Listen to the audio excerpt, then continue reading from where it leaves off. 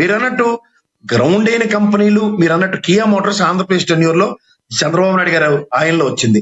నేను దాన్ని ఏకగ్రీవంగా ఒప్పుకుంటూ ఒక విషయం మీకు నేను చెప్పదలుచుకున్నాను సార్. తరలిపోయిన కంపెనీలు అంటే మీరు అనంతపూర్ పరిసర ప్రాంతాల్లో తరలిపోయిన రాప్తారంటే నాకు తెలిసి కియా మోటార్స్ కి కోతవేడి దూరంలో ఉంటుంది. అది నీకు తెలుసు, నాకు తెలుసు, మోహన్ రెడ్డి అన్నకు కూడా తెలుసు. ఇవాళ మీరు మనకి ఒక మేజర్ అప్రహెన్షన్ స్టేట్ కున్న దౌర్భాగ్యం ఏంటంటే సార్, మనం ప్రత్యేక హోదా కాదని ఒక స్పెషల్ ప్యాకేజ్ ఒప్పుకున్నాం. ఆ స్పెషల్ ప్యాకేజ్ లో ఆ రోజు చంద్రబాబు గారి గవర్నమెంట్ కూడా ఒక అసెంబ్లీ తీర్మానం చేసింది. ఇప్పుడు నేను లక్షసార్లు చెప్పాను, ఇండస్ట్రియల్ ఇన్సెంటివ్స్ తో కూడిన ప్యాకేజ్. కానీ తదనంతర పరిణామాల్లో తమిళనాడు ప్రజలకు వెళ్ళి అప్పుడు మనకి మీరు నమ్మనే నమ్మకపోండి ఇండస్ట్రియల్ ఇన్సెంటివ్స్ తీసేసి స్పెషల్ పర్పస్ వెహికల్ అని చెప్పారు.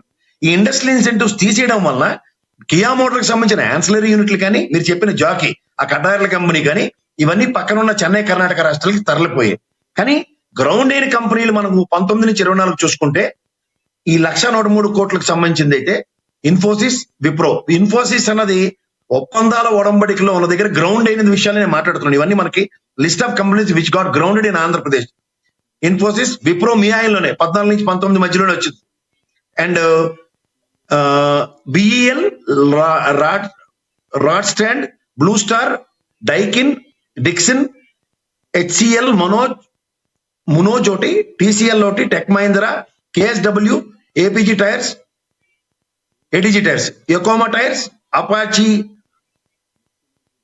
Footwear, Laurus synthetics, Saint Gobain, Pidilite, Eugia, Infonite, XT Global, Aditya data centre, Raheja Inorbit mall, Oberoi, Mayfair, Aditya Birla, Grasim industries, Triveni renewables, అసాగో, గోద్రేజ్ అగ్రోవెట్, లైఫ్ ఇయర్స్, అలావన్నీ చూసుకుంటానండి. ఈ కంపెనీలన్నీ కూడా ఇన్ బిట్వీన్ 14 to 1924 మధ్యలో గ్రౌండ్ అయినవి. ఇంతకు మించి ఇప్పుడు మీరు ఈ రీసెంట్ 19 months టెన్యూర్ లో ఒక్క కొత్త కంపెనీ కూడా రిజిస్టర్ అయిన ఉదంతం లేదండి. మీరు ఆర్ఓసి డేటా ఒకసారి చెక్ చేసుకోండి వంశీ గారు. అండ్ అపార్ట్ ఫ్రమ్ దట్ కొత్త పిఎఫ్ అకౌంట్లు ఏమైనా ఓపెన్ అయ్యి చెక్ చేయండి. ఇది మనకి ప్రామాణికం. రెండో విషయం, మీకు అక్కడికి వచ్చేసరికల్లా ఇండస్ట్రియలైజేషన్ గ్రోత్ అన్నది ఫ్యూచరిస్టిక్ ప్లాన్స్ లో మీకు మళ్ళీ చెప్తున్నాను. నేను ఇందాక చెప్పిన ఎక్స్పెక్టేషన్స్ లో 87,000 కోట్ల దగ్గర గ్రౌండ్ అవ్వాల్సిన దాంట్లో మీకు గ్రాసిమ్ అన్నది చంద్రబాబు గారి ఆయనలో వచ్చింది, జగన్మోహన్ రెడ్డి గారి ఆయనలో గ్రౌండ్ అయింది. ద సేమ్ సినారియోలో ఇవాళ మీరు చదివిన లిస్ట్ లో కూడా apart from that 60 to 70% of the people 19 to 24 మధ్యలో, 14 to 94 మధ్యలో, 24 మధ్యలో ఒప్పందాలకు అనుగుణంగానే అవి గ్రౌండ్ అవ్వడానికి వేదికలు క్రియేట్ అవుతున్నాయి. ఇది growth of industrialization as far as AP state is concern. So దీంట్లో ఏమవుతున్నాయంటే మనం ఏ ప్రభుత్వం ఎంత అన్న దగ్గర చూసుకుంటే, మొన్న రీసెంట్ బడ్జెట్ లో లాస్ట్ బడ్జెట్ ప్రవేశపెట్టినప్పుడు పయ్యాల కేసు గారు చదివిన గణాంకాల ప్రకారం దగ్గర 44 లక్షల మందికి ప్రత్యక్షంగాను పరోక్షంగా ఉపాధి కల్పన ఈ 10 సంవత్సరాల్లో జరిగిందన్నది స్టాటిస్టిక్స్. ఇప్పుడు మనం మాట్లాడవలసిన అవసరాలు ఏవైతే ఉన్నాయో, ఉదాహరణకి రాజధాని విషయంలో మీరు మాట్లాడుతున్న దానికో, లేదంటే ఇంకొక విషయం ఏదైతే మరి అపార్ట్ ఫ్రమ్ ఇండస్ట్రియలైజేషన్ మనకు కావాల్సిన టెరిటరీ గ్రోత్స్ అన్నవి ఇవాళ మీరు ఈ కొత్త భూ సేకరణ అన్న దానికి చూసుకుంటే 34,000 ఎకరాలకు సంబంధించిన దాంట్లో వంశీ గారు మీకు ఇంకొక సబ్మిషన్ ఇస్తాను. మీరు 34,000 ఎకరాలు ఏదైతే సేకరించారో దాంట్లో దగ్గర 2,800 ఎకరాలు కేవలం రాజధాని ప్రాంతంలో ఎవరైనా వచ్చి నివాసించడానికి బిలో పవర్టీలో ఉన్న వాళ్ళకి చంద్రబాబు గారి టెన్యూర్ లోనే అలొకేట్ చేయబడింది. దాంట్లోనే మీరు చెప్పిన 50,000 గజాలు, 50,000 ఎకరాల్లో 50,000 మందికి సెంటున్నర భూములు జగన్మోహన్ రెడ్డి గారి గవర్నమెంట్ లో ఇవ్వడం జరిగింది. తర్వాత మీరు కోర్టు పరిణామాల రీత్యా అవి క్యాన్సిల్ కూడా చేశారు. అంటే పీపుల్స్ క్యాపిటల్ అన్న దానికి Jaganmohan Reddy forecasting step of 2,800 ఎకరాలు మీరు ఏదైతే అలొకేట్ చేశారో 34,000 ఎకరాల్లో, అది కేవలం దాంట్లోనే స్పెసిఫిక్ గా ఇచ్చారు తప్ప ర్యాండమ్ గా ఎక్కడ పడితే అక్కడ ఇవ్వలేదు.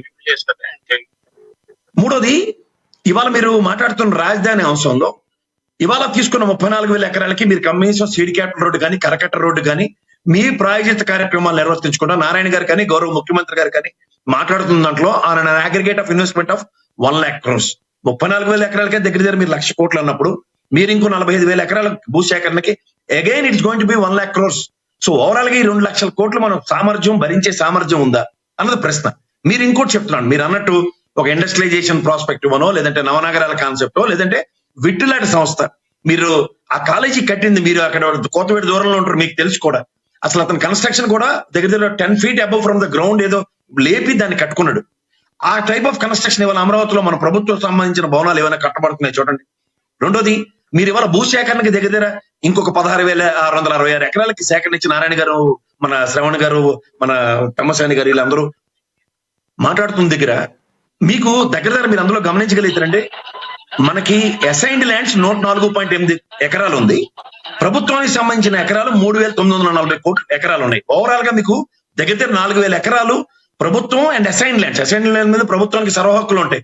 Any point of the time they want to get back అంటే తీసుకోవచ్చు. అంటే వాళ్ళు కేవలం పునరావాసం ఏదో కల్పించడం.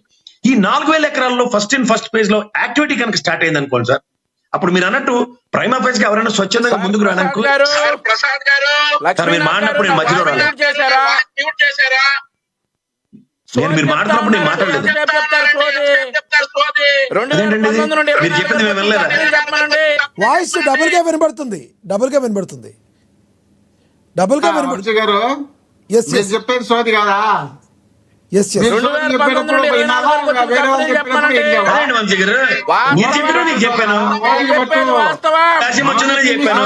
మనం చెప్పింది మాడలేదు. సమయం అయిపోతుంది. ఎలాగో ఆయన చెప్పనండి. ఓకే ఒక్క నిమిషం వంశీ గారు సమయం పాటించండి. ఇంకా కేజీలు ఎవరు సమయం మాట్లాడండి వంశీ గారు. 18 కంపెనీలు. ఎస్ మీరు అడిగే టైంలో మీరు అడగండి వంశీ గారు.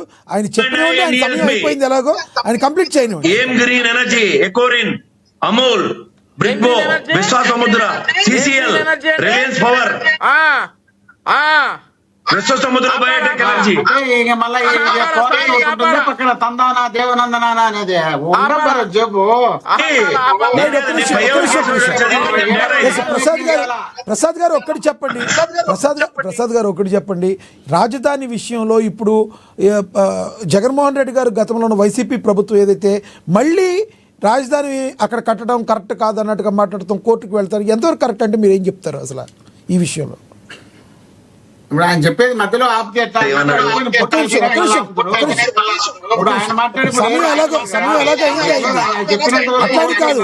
ఈ విషయంలో రాజధాని విషయంలో పాయింట్ చెప్పండి. ఒక్క నిమిషం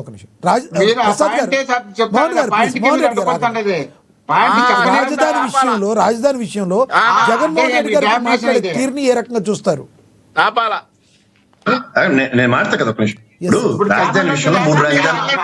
ఒక్క నిమిషం మోహన్ రెడ్డి గారు ప్లీజ్ ఆగండి, ఒక్క నిమిషం ఆగండి. ఎస్ ప్రసాద్ గారు కంటిన్యూ చేయండి. నేను ఒకటే మాట చెప్తా సార్, నాకు జగన్మోహన్ రెడ్డి గారు ఏమన్నారు, చంద్రబాబు